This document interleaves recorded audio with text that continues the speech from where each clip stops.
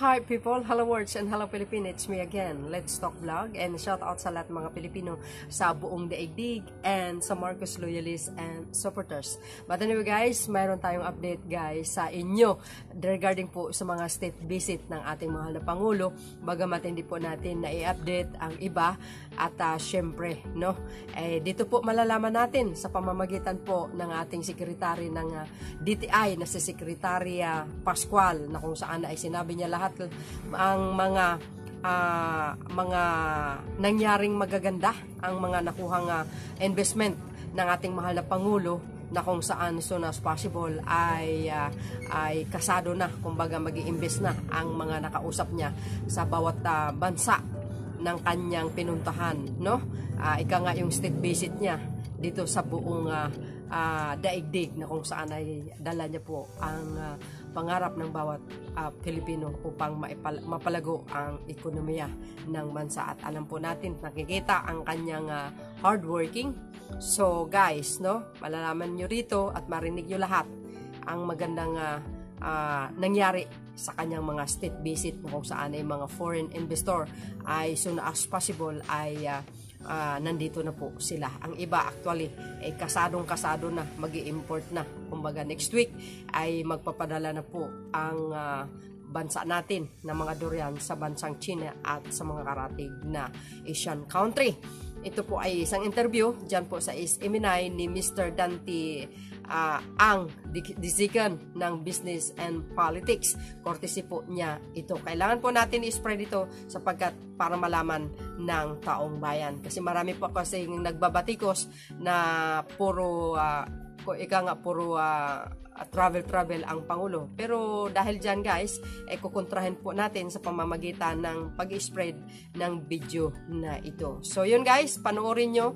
But before that, don't forget to likes and hit the button bell para lagi kayong update sa aking mga new videos and live. Ayan guys, panoorin natin ang interview ni Mr. Ang ng Business and Politics kay DTI Secretary Pascual. Let's go!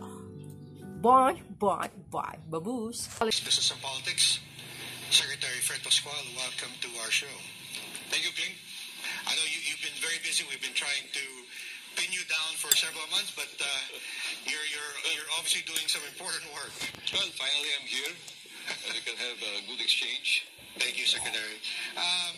You know, the President was in the news a couple of days ago from this taping, and he was saying that the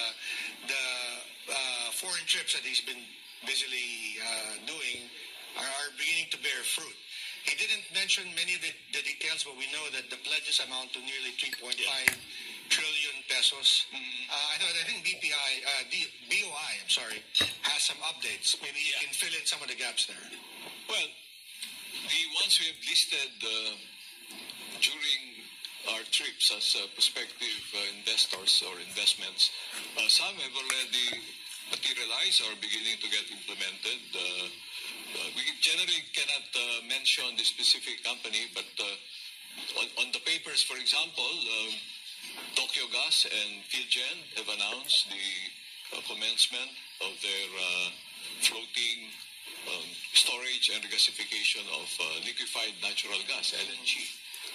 That's in the list, that we brought back from Japan. Toyota, whom we met in Japan, also committed to establish their light commercial vehicle manufacturing operation in the Philippines based on the old Tamarao type vehicle. I think the discussion with the President has sealed, the commitment, and they're starting to implement it. It's a 4.4 billion peso investment. From the U.S., we met with Procter & Gamble, and they've started implementing an expansion that will produce diapers. In Europe, Unilever said they will also do an expansion. They're doing that. A number of BPO operators and companies, multinational companies that have their backroom offices here, have also started increasing the number of seats in their BPOs. As they committed during our meetings. There were commitments also for data centers I think one from Singapore. Yeah, there's one from Singapore which we have already approved in BOI. BOI is a good gauge of what's coming out of the trip. Remember, it's not just the ones listed that we can consider as an outcome of the trip, because we have not met with all the prospective companies. In fact, we're prioritizing. But there are those who, on their own, have decided to go ahead. And BOI, for example, just for January, has already met 40% of its target of 1 trillion pesos in foreign investments. For the year, wow. For the year, wow. Yeah. And we still have, call it, 10 more months to go. You know? Right. And hopefully this time we'll hit the 1 trillion target. Right. In Japan, for example, we met with a few, less than 10 companies on a one-on-one basis. Then we met with a bigger group in a business opportunities forum. But before that, there was a half-day session on business matching, where more than 100 companies from the Philippines sat down and had 3 to 4 companies each time, or that they have met, each one. Right. Okay, so because there were, I think, more than 300 Japanese companies looking for opportunities in the Philippines that came and had discussions with prospective partners in that business matching session. We have not accounted for the results yet, you know. That will be over and beyond the 3.5 billion. Wow. What we have documented. Right. Because the ones we have documented are those that have signed letters of intent or memorandum of understanding. This with respect to Japan. In Switzerland, we met with 2 important companies, and they're visiting already here. You know, it's a major investor from the Middle East that is looking for 10,000 hectares to be developed as an industrial estate. Wow. And I got a call or a text message from the Minister of Trade of that Middle East country, and he said he has another one, you know. Oh, wow. So there'll be 2 of them, you know. This is an operator of a large industrial estate in UAE. Okay. That's planning to come here. Wow. Another one that we met is one of the major processor of mineral ores that's interested in our nickel ores. That's the one based in Switzerland. So that's a major possibility as well. We were talking before the show that even with China, which has been in the news for the wrong reasons, with regard to durian, they're also you said they were one of the agreements that the Philippines signed with the Chinese government is the protocol on durian. Yeah. You know, we agreed on the sanitary and phytosanitary protocols for the export of durian to China, and that protocol opens up the Chinese market for Philippine durian. Right. And we're expecting huge amount, you know, in the billions of dollars. Right. And also, I don't think we probably will not be able to meet the volume. Right. The Chinese themselves are planning to run plantations here. Okay. But they're looking for large tracts of land in the order of 5,000 hectares. Oh, I think even the Davao Chamber, I think last week, was already conducting some seminars on durian farming, I think in preparation for that market. That will be major. Right. Well, very, very interesting developments, Secretary. So, amid all that, of course, the President was being criticized that he was going abroad too often, but obviously, as you've enumerated, there's a lot of investments that are now starting to pick up. But it was a selling trip that we met with specific prospective investors. Yeah. And it was also a promotional effort. You know? We need to announce to the world that the Philippines open for business, and who can best do that? You know. Yeah.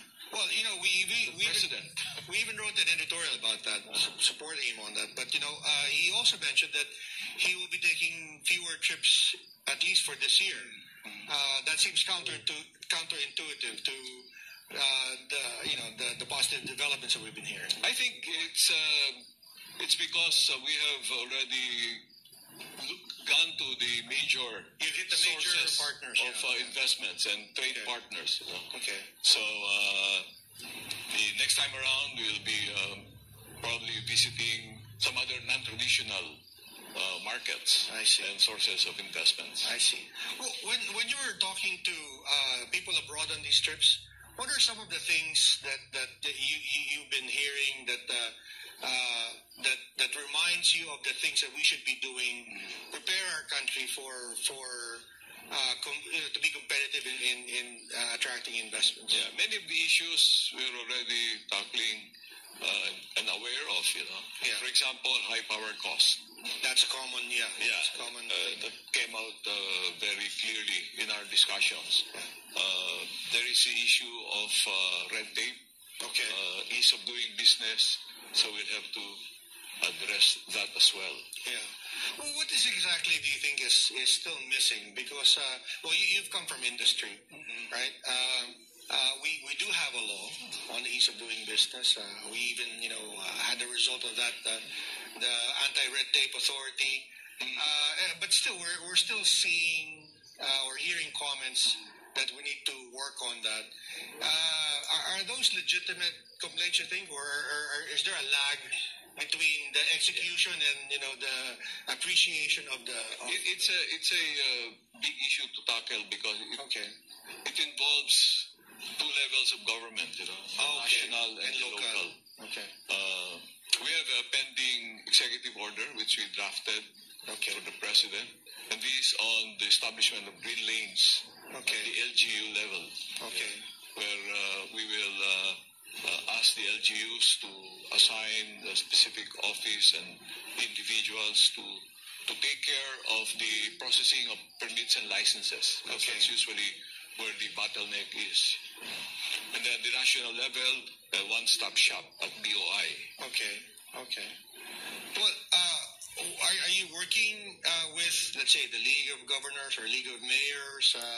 Because it seems like there are some success stories, right? Quezon City, I hear, does better than most LGUs. The question is, why cannot more Philippine cities do what QC does when it comes to like reducing the difficulties or the bureaucracy and business registration? There are good models. As you mentioned, Quezon City, there are others. Yes.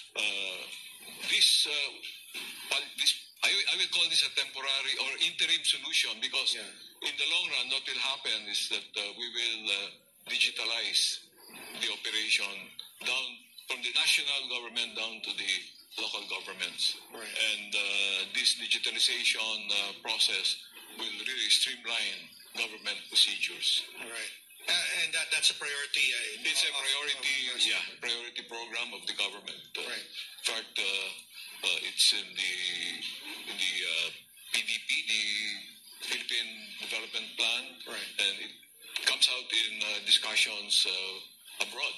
When we're meeting with businessmen and governments. Right.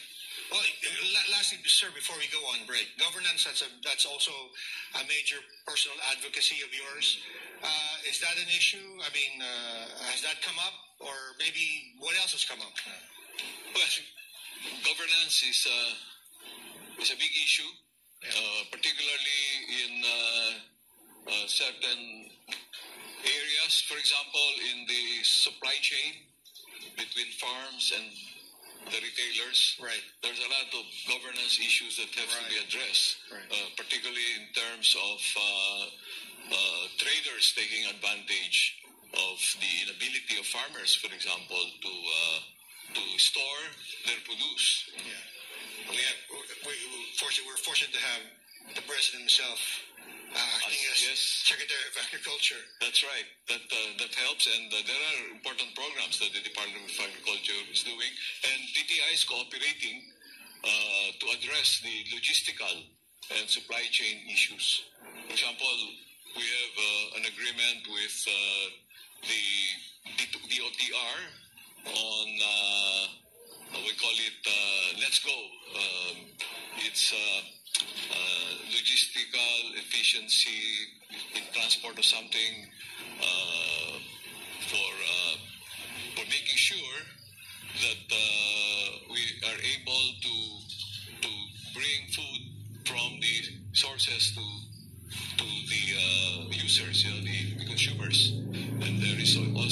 Let's Eat with DPWH so that we can build the necessary linkage between sources of farm produce and the market. All right. Sir, we're still in the first quarter of the year. What's your outlook? Are you optimistic? Are you worried about what's going on? I mean, there are, of course, things outside of our control, such as the war in Ukraine and other things that we've been hearing about. But what's your general outlook for the I country? think for the Philippines, I'm optimistic. Okay. Given that we have a big market by ourselves, given that we have 10% of our GDP being contributed by remittances from abroad, and already history has shown that troubles like pandemic has not really reduced the amount of remittances that we're getting from our overseas Filipino workers. So these are sources of optimism in the sense that resources are coming into the country Despite all all the of the troubles things. abroad. Yeah. And the challenge for us is to really improve productivity, Okay. particularly in agriculture, so that we can approximate or get close to being self-sufficient in food. Food security is a major issue. Other countries, their problem is nutrition security, but the two are related, you know. Right. Of course, we have to worry about nutrition, but food that fills the stomach is the priority. Nutrition follows. If we can address that, and there are programs being implemented by the Department of Agriculture to improve farm productivity. Of course, the challenge for us is how do we consolidate parcels of land that have been cut up into small parcels. Right. But there is a way. Under DTI is the Cooperative Development Authority. Oh, that's under yours. Okay. And I'm trying to mobilize this Cooperative Development Authority to focus on farming cooperatives. Okay. But we need to train the people who will manage cooperatives, because cooperatives have not had a pleasant history. There have been abuses, there have been failure, agency issues, you know, management pursuing interests that are not really for the farmers, you know. Yeah. So we need to address all those things. But if we can organize the cooperatives, then we can start mechanizing farm operation. Yeah. And then we're encouraging also large companies, you know, to go into farming. We've had presentations from one major company, which is a joint venture between a Philippine company and a foreign company in the coconut sector. Okay. Because coconuts, it is an actual export already, but the potential for increasing the exports and diversifying the products that can be exported from coconut is tremendous. So that sector can be tackled through corporate involvement and industrializing that particular aspect of agriculture. I was going to ask you, Secretary, is that the solution? Because our editorial, one of the editorials that we published, is that the problem in the Philippines is the aging farmers. Right, they range from 56 to 59, I believe, or something That's like right. that. And the next generation are opting out of agriculture because there are opportunities in the cities, thanks, I guess, to the success of BPOs and whatnot, or they go abroad. So the next generation is not going into that industry. So the question is, who will feed us, basically? But is the farm, is that... Well, what we want to happen, is to entice the children of farmers, Okay. to consider... You're not giving up on them. Farming. Yeah. We should not, Okay. but the big difference is that we'll give them Incentive. technology. Okay. Okay, because they will not. The farmers themselves have been discouraging their children to go to farming because Right. it's a very labor Intensive, yeah. back-breaking job, and they they've been encouraged to seek job opportunities elsewhere. But we want to bring them. Children of farmers, they'll be given scholarships to attend agricultural colleges, learn about technology of farming, and with government programs, provide the necessary mechanization. But we should have a mechanism to consolidate land. You cannot apply full technology, full mechanization in a 1.5 backyard plant, simply no economies there. Yeah. Okay. So there are ways, as I said, through cooperatives, through leasing, and people getting together. It can be done. Right. There are models that can be done and be followed. Or I think Land Bank at one point, was talking about the idea of cooperatives, but managed like a corporation. I see. That's one. Or maybe a corporate entity could, lease land from the farmers, employ the farmers, and run the operation. Right. There are various structures that can be explored. Right. Could you elaborate a little bit on what DTI's role is? And I didn't realize that you had such a big role to play. You mentioned the cooperatives, and you're mentioning talking to all of these investors who are looking to look at really plantation style operations in the Philippines. But could you elaborate on what else DTI is doing in helping revive agriculture? Are there other things that you're preoccupied with? Yeah. I propose, and we have an agreement that after the farm gate, DTI becomes responsible for streamlining the supply chain. Okay. So we're addressing that. Okay. And we are working in partnership with DOTR, DPWH. Yeah. We need a cold storage chain, for example. Okay.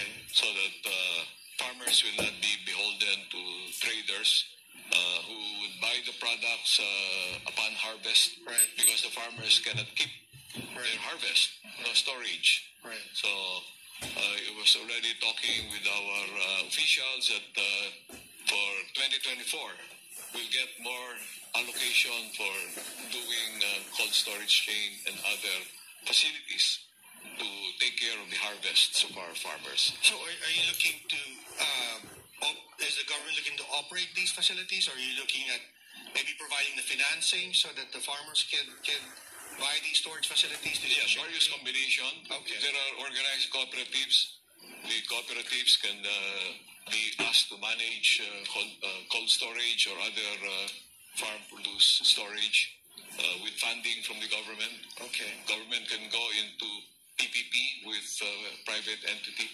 Okay. We'll set up a chain of cold storage and other facilities. Right. So there are various schemes that we are exploring. Right. You come from education, the education sector. You mentioned also encouraging younger Filipinos to study agriculture again. That enrollment has been declining something like 1.5% a year before the pandemic. I guess because, as we've been talking about, they're going into other fields. But I guess if you could put your educator's hat on, what can be done? I mean, is scholarships, is that the only thing, or do we have to really rethink agriculture altogether? Yeah, it has to be a holistic view, The problem, the colleges in the past, they'll train agriculturists, and then after they graduate, what, gone, Yeah. I'm trying to talk to selected state universities and colleges. Okay. Mainly university. Because DTI has regional inclusive innovation centers in all the regions, in each of the 17 regions, Okay. I want these centers to be lodged in a selected SUC. Okay. Okay. And we'd like the SUC, particularly in the farming communities, to have that expertise of guiding the operation of farms in their respective areas. Right. So we'll have to involve the academe, we'll have to involve the government, to the Department of Agriculture, and DTI, so we can put all the elements together. Secretary, in one of the events where we had you as a guest, I think it was at the Alatran event, you were still president of the MAP. Yeah. And you had a very interesting proposal back then, which was to review the charters of the SUCs and make them sort of like specialists in a particular area. Can you elaborate on that? And maybe in the context of what we're talking about, which ones can be the agriculture? In Europe, for example, in one country, the entire value chain of an industry, for example, dairy, from the raising of cows, milking, processing the milk, dairy, producing dairy products. There's an assigned university. There's an assigned university.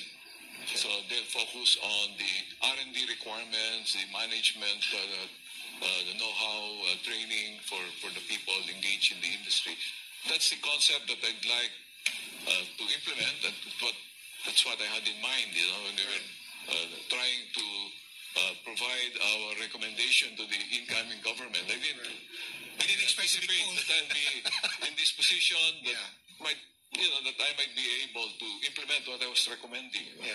Well, very interesting idea. Sure. But really, the end goal really is to sell the products, right? So, again, that's where DTI comes in. Can you tell us about your work in helping micro, small, and medium enterprises? Because I suppose what we're talking about also falls under that category, right? Well, after the farm, you need to do some processing to add value to the farm produce. Like the final product. Well, there are large companies that are going to do it, fine.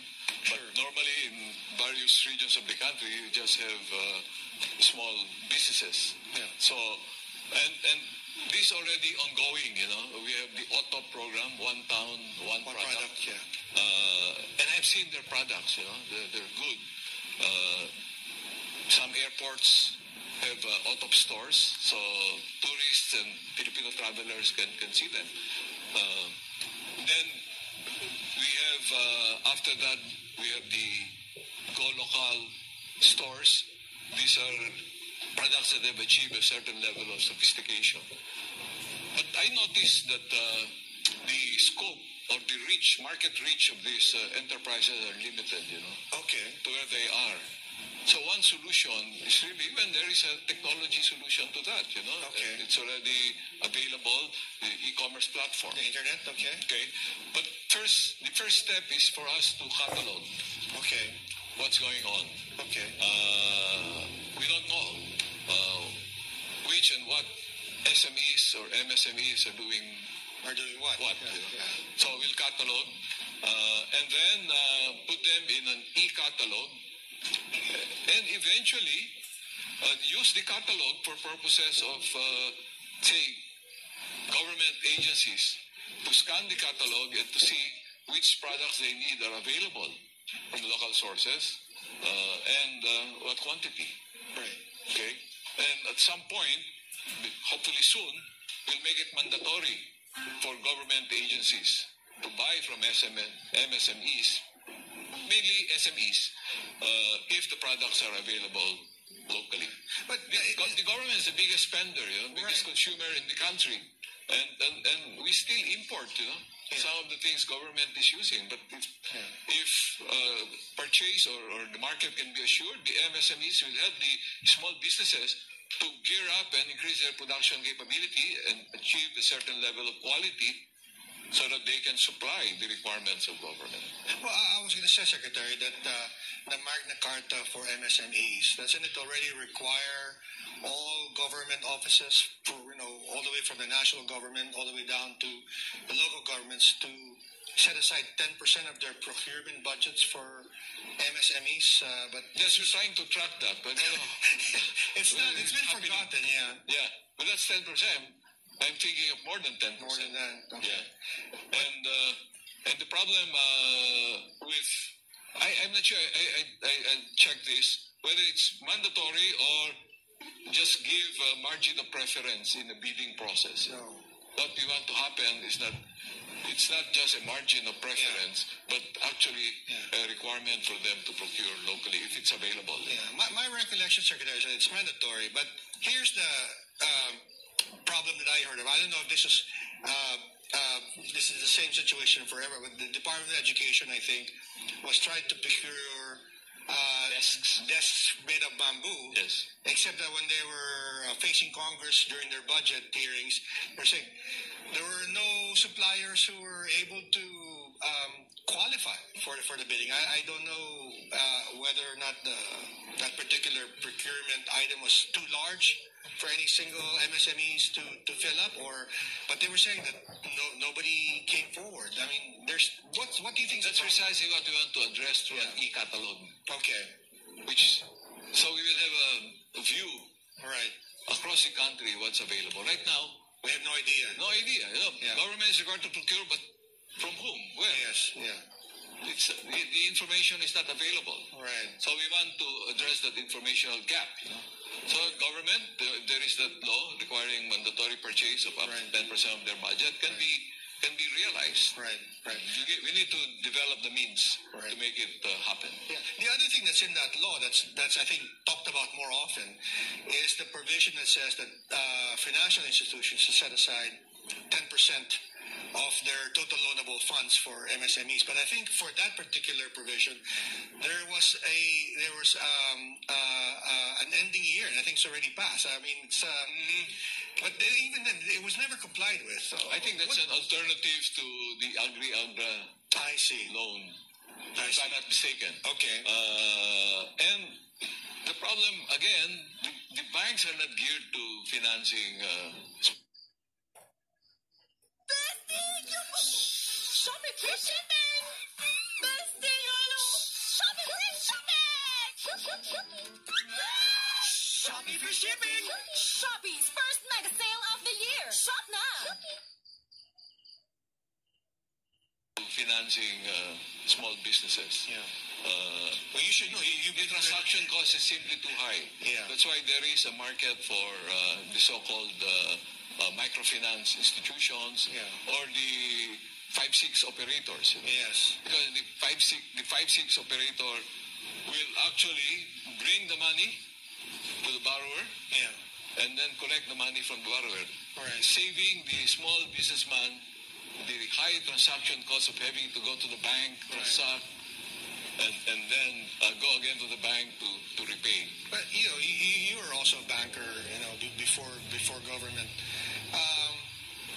Isn't there some structural changes that can be done? For example, couldn't government, say maybe the Small Business Corp, guarantee some, maybe a certain percentage to maybe help ease the anxieties of the banks about loaning to people who don't have the documents or the collateral or the traditional things that bankers require, right, to process loans? Yeah, there is a field guarantee corporation owned by the government that's in the position to provide the guarantee. But quite apart from the guarantee, technology can really do magic in terms of making borrowers bankable depending on their track record, which can be accumulated digitally.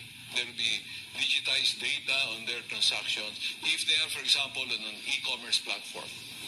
And that record on transactions can be the basis for non-collateralized credit. Right. This is happening. It's already happening, Okay. with fintech. Okay. Some banks, I will not mention name, but few banks are already are able to lend without collateral based on data gathered from an e-commerce platform. And if I wasn't mistaken, wasn't MAB your previous organization? They were also working on this problem, wasn't it? Yeah. And there are solutions now, especially with fintech, with digitalization, with commerce platform. Right. And we hopefully we can further increase the reach of fintech companies that are going to lend. The first challenge is to get small businesses to adopt the digital payment system. Okay. So they'll be included in the formal financial system. Okay. And after that, the transactions will be recorded. There will be an accumulation of digitized data that can be the basis for extending credit. I think one of the things I've heard from BOI regarding the foreign trips was this thing about the Starlink of Elon Musk. Is there some additional details that you can fill us in there with? I mean, I'm sure this is like related to what we're talking about, right? They've just announced, recently that they're ready to implement, and that will provide connectivity to the remotest areas in the country. Is that the solution? Yes, that will provide a major solution because the MSMEs that are scattered all around the country, 99.5% of enterprises are MSMEs, Right. We need these MSMEs to get digitally connected, Right. So that they can make use of digital payments platforms, e-commerce platforms, and financing through fintech. Right.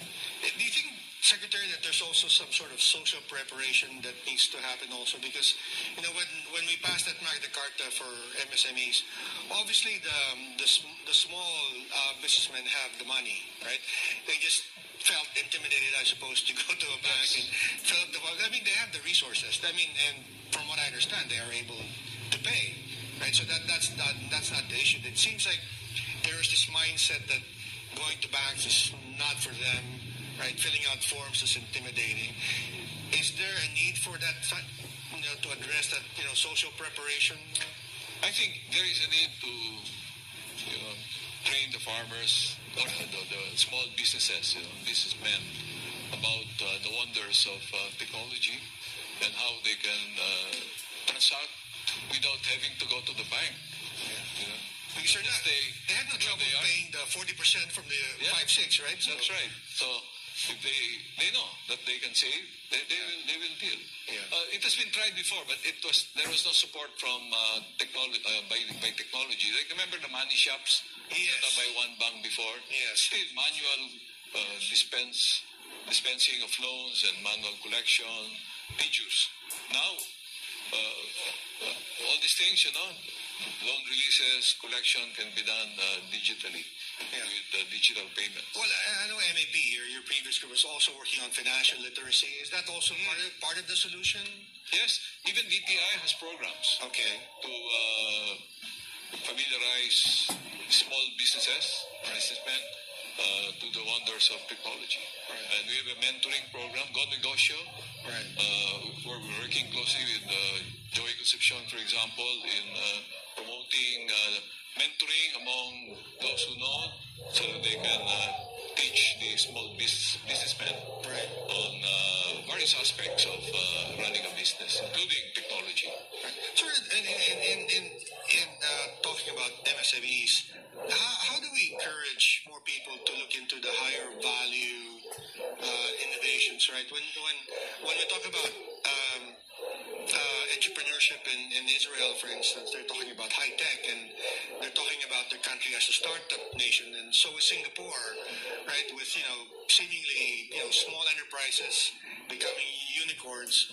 Whereas, in the Philippines, at least in the past, the focus has been cottage industries. Not that there's anything wrong with cottage industries, but we seem to be focusing on the low-value types of entrepreneurship, low-value types of innovation, rather than the high-tech ones. How can we change that?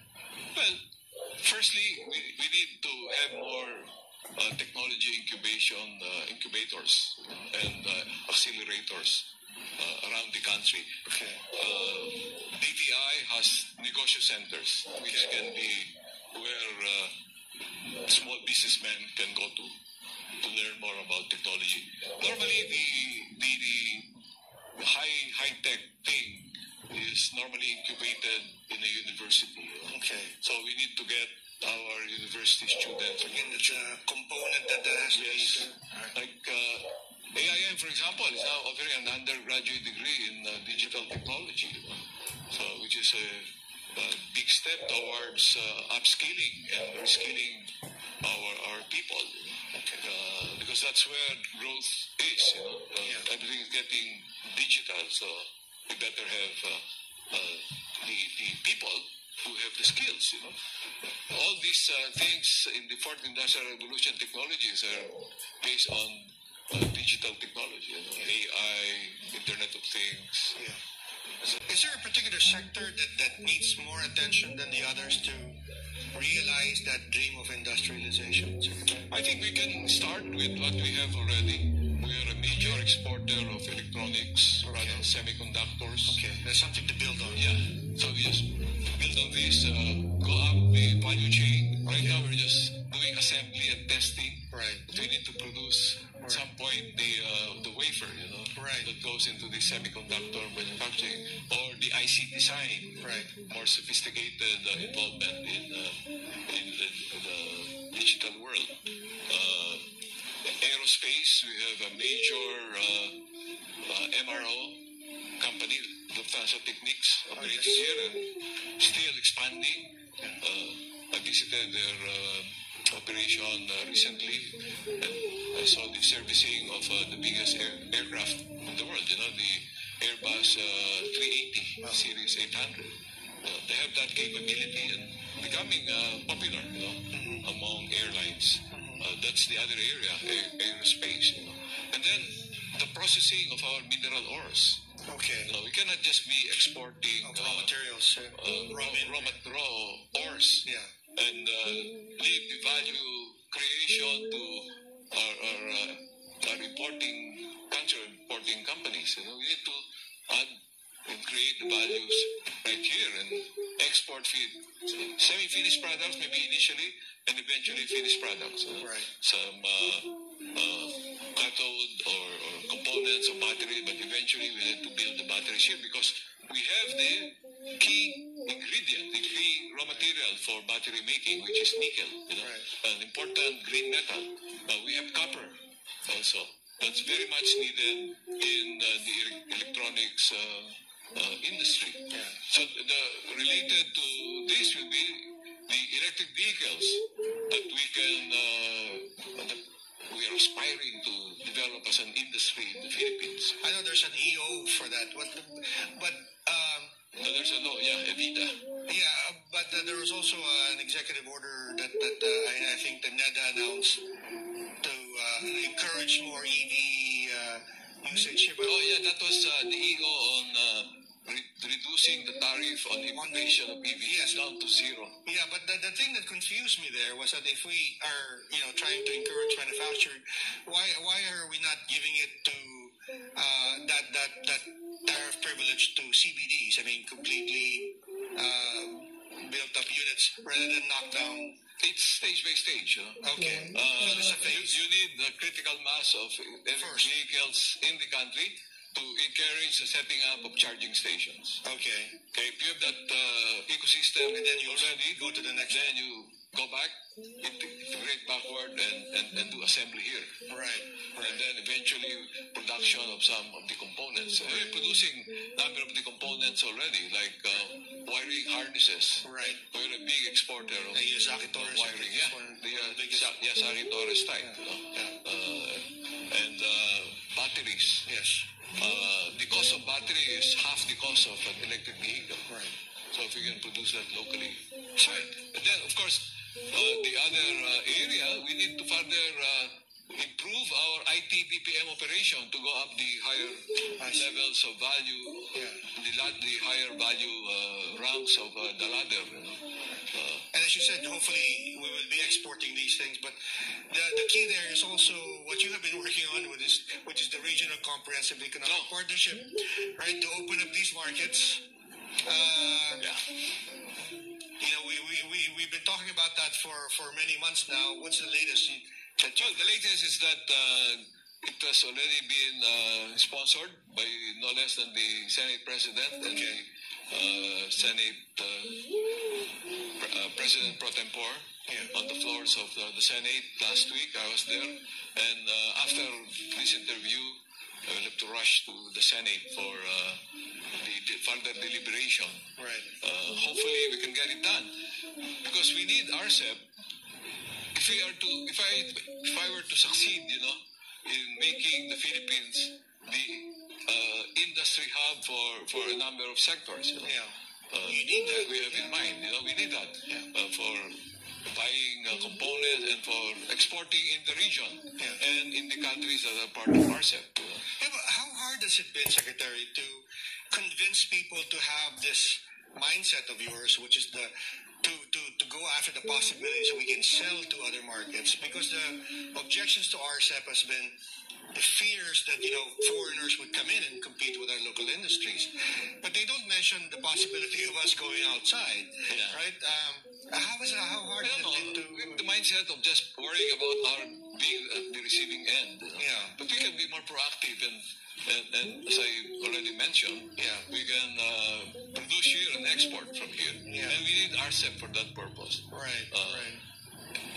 In most of our meetings with prospective international investors, talking about their investing in the Philippines, that's a major question always. When are you joining RCEP? Right. Because without RCEP, it doesn't make sense for them to use the Philippines as a manufacturing hub. Right. Because they'll not be competitive in selling to the region. Right. And the 5 non-regional countries that are members of RCEP.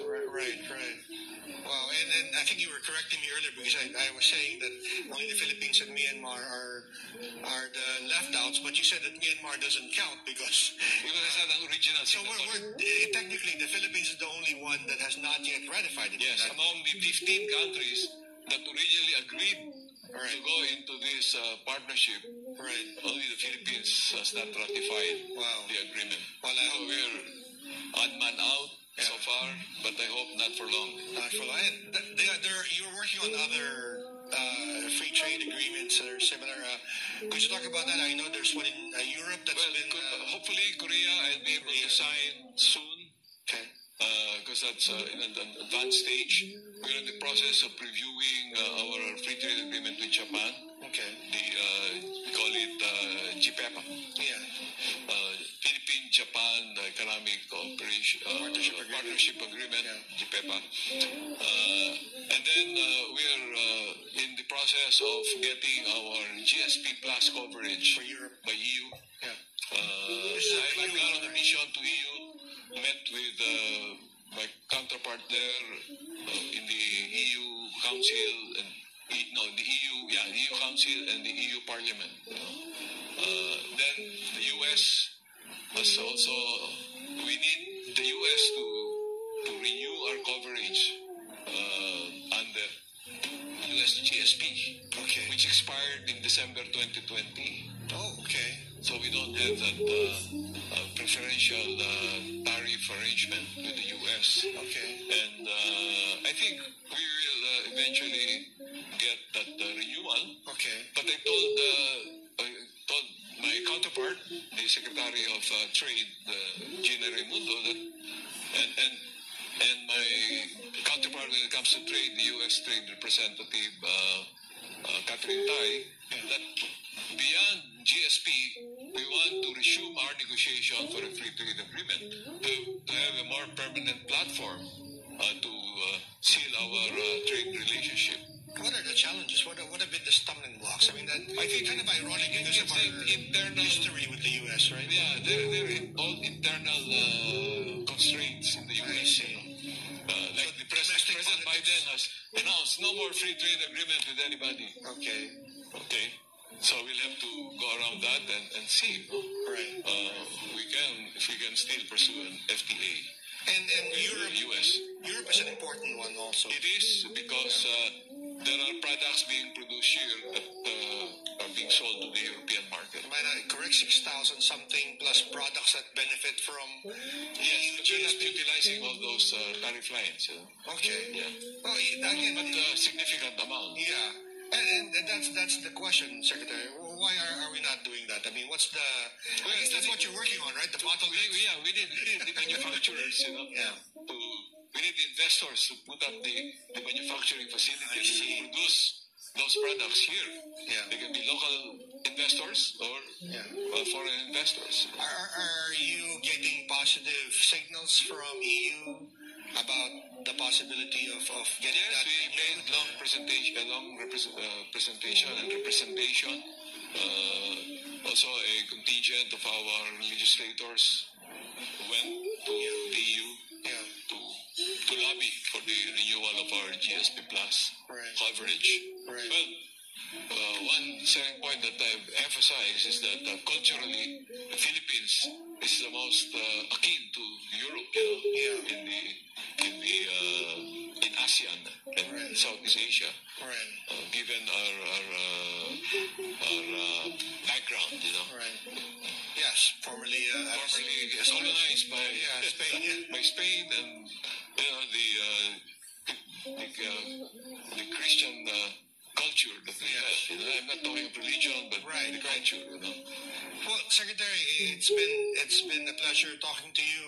I'm glad that we finally had this, and I'll already extend my advance invitation for another interview when the occasion warrants and when your time allows. But Secretary, before we go, maybe you'd like to leave a message for our guests. Well, I'd like to encourage our small businessmen to work with us in TTI. We have the facilities, we have the negotiation centers, we have the regional inclusive innovation centers. We can make arrangements for you to link up with bigger companies for mentoring or for possible supply arrangements or distribution arrangements. So let's work together. I'd like also to invite our domestic investors to work closely with foreign companies that can bring new technology to the country. I think many foreign investors would want a reliable partner in the country for them to enter, so you can do your important part, in bringing this partnership to be able to set up new industries in the Philippines. We have challenges ahead, but I'm sure if we work together and support each other, we can tackle these challenges and we can make investments happen in the Philippines. Thanks, sir. Thank you very much. And I guess you heard it from Sec Fred himself. The Philippines is open for business. Thank you to everyone watching this program live and watching the replay. Thank you also to Pastor Paul Kibuloy for making this program possible.